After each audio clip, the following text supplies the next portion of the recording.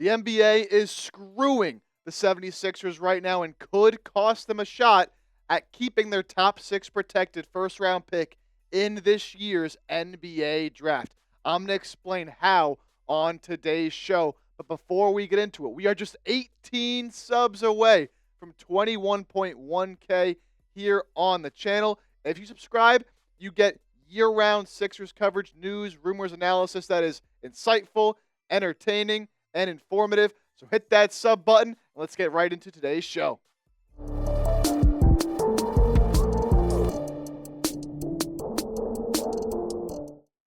So the NBA is screwing the 76ers, and it has to do with their player participation policy. And it's a little bit accidental. They're not out there, purposefully screwing the 76ers, but some of these new rules they have created around player participation is hurting the Sixers' chances as they try to keep their top six protected pick and tank and drop in the standings, putting them at a disadvantage compared to some of these other tanking teams. So what is this part of the player participation policy that I am referring to? Well, it has to do with star players missing games, specifically this section of the policy. The NBA says if a star player misses one or more games involving the circumstances listed below, which we'll get to in a second, the league office will investigate and, subject to the results of the investigation, impose discipline with respect to these following circumstances. Number one, multiple star players on the same team miss the same game.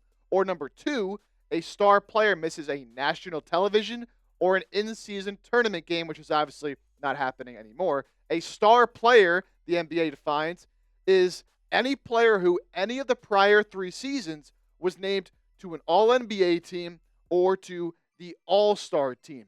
So when you think about what the NBA's definition of a star player in this sense is, both Tyrese Maxey and Paul George have been All-Stars within the past 3 years. So when you think about these rules and who they apply to in terms of not being allowed to miss games, this applies to both Tyrese Maxey and Paul George, who are both dealing with injuries right now. And you might remember back in the beginning of the season, the Sixers actually got investigated by the NBA because Joel Embiid was missing games, and it was against the player participation policy. Now, they ended up getting fined for a different reason because the NBA investigated.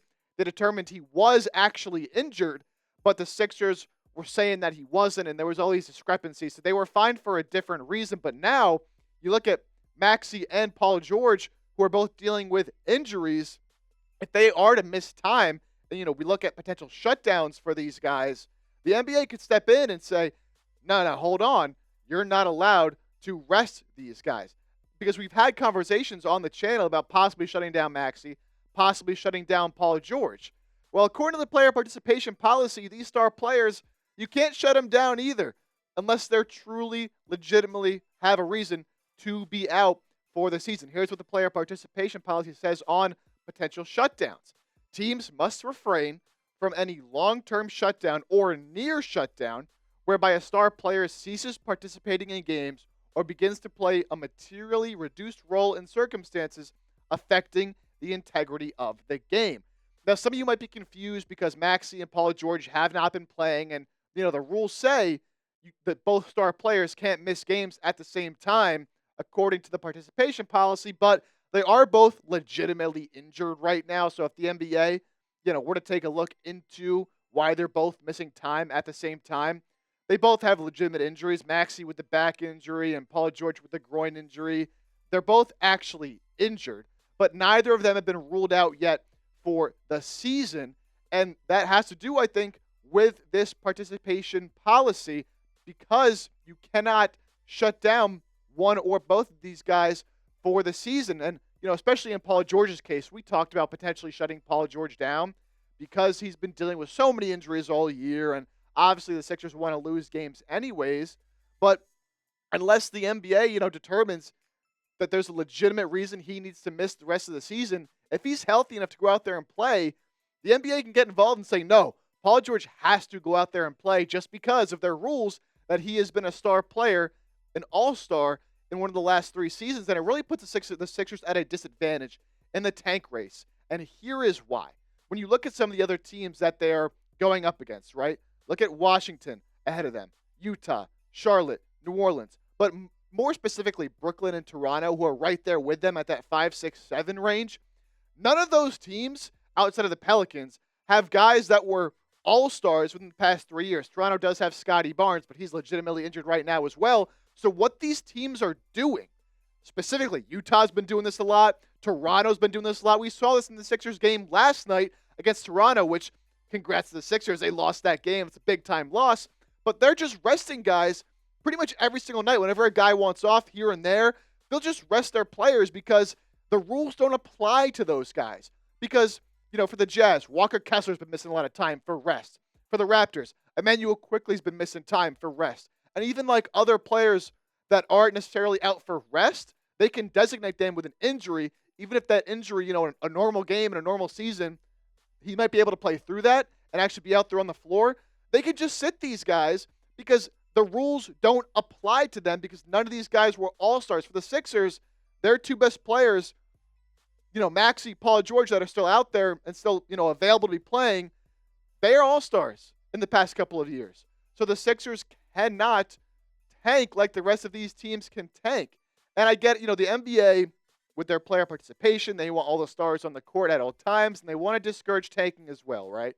But, I think when they implemented this rule, they weren't necessarily thinking about a situation like the Sixers where you have star players on a bad team that's also trying to lose.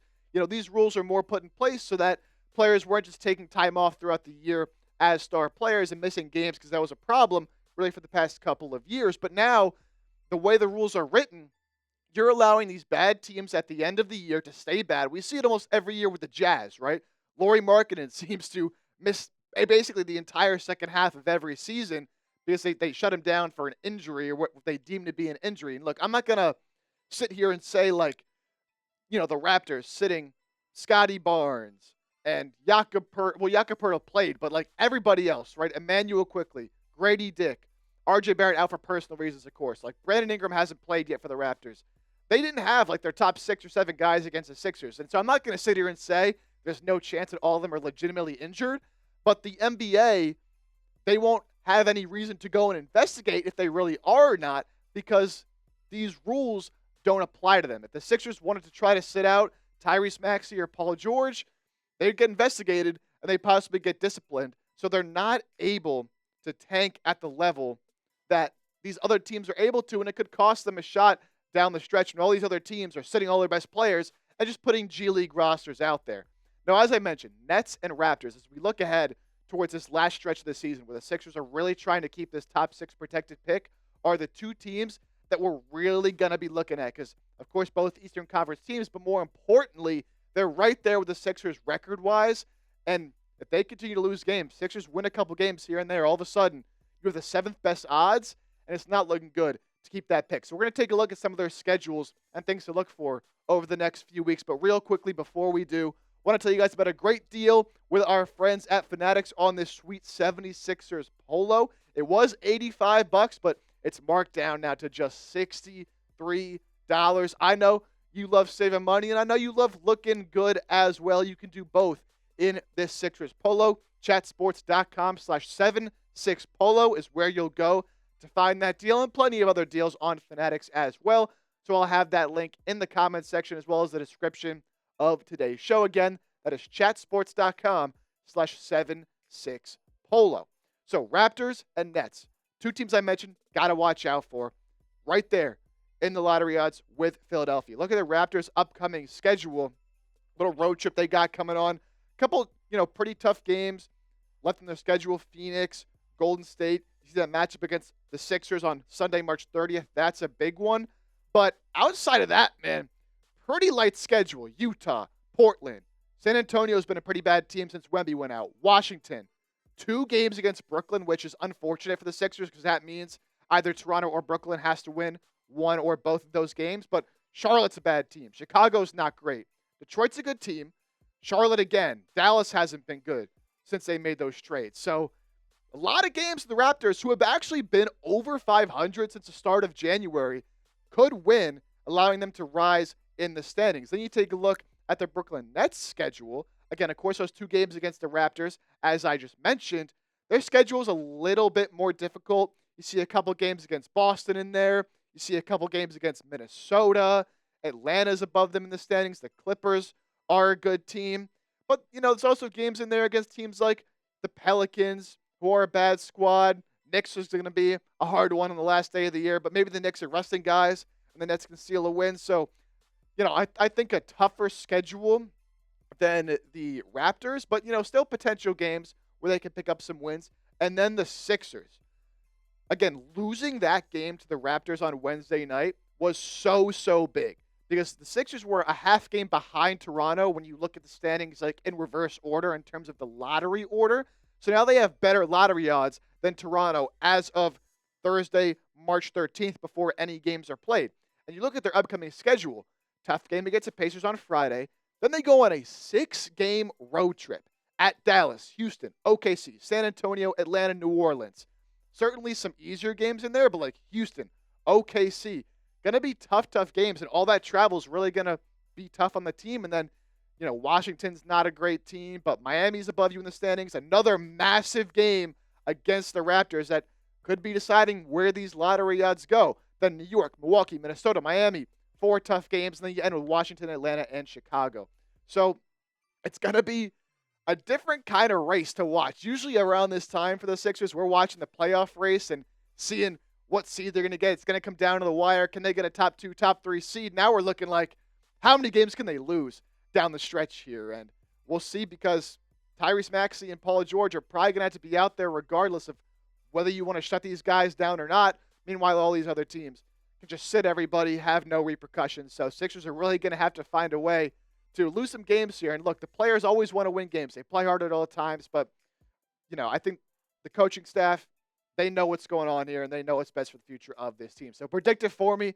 Will the Sixers be able to keep their first round pick? Simple Y for yes, N for no. Predict the future. Let me know. I hope it's a yes, because if they don't keep this first round pick, man, they are going to be screwed heading into next season. Nothing to show for an awful, awful season. Hit that sub button here on the channel. As I mentioned before, we are so close to 21.1K subs.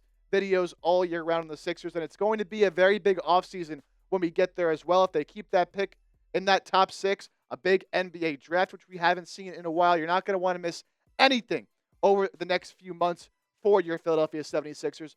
So hit that sub button, and we'll see you next time here on the channel.